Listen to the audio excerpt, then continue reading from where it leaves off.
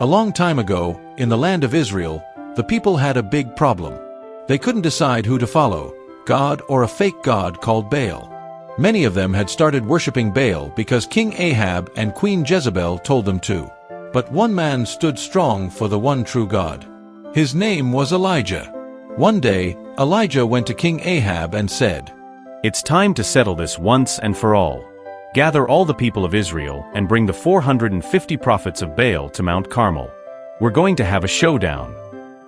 On the big day, a huge crowd gathered at the top of Mount Carmel.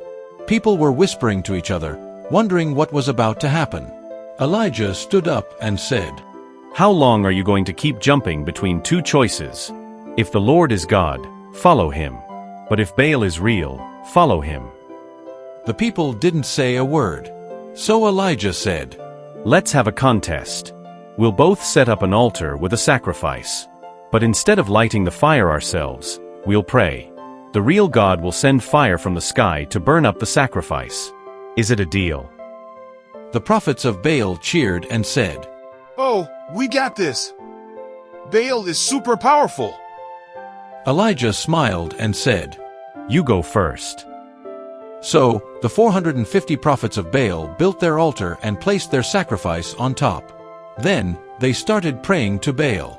"Oh, Baal, send fire." Nothing happened. They danced around the altar. Still nothing. They sang louder. No fire. They jumped and shouted all morning. Silence. At noon, Elijah couldn't help but chuckle. Maybe your God is daydreaming. Or taking a nap. Maybe he went on vacation. Try shouting louder. The prophets of Baal got even crazier. They screamed, jumped, and even cut themselves to try to get Baal's attention. But guess what? Baal didn't answer. Because Baal wasn't real.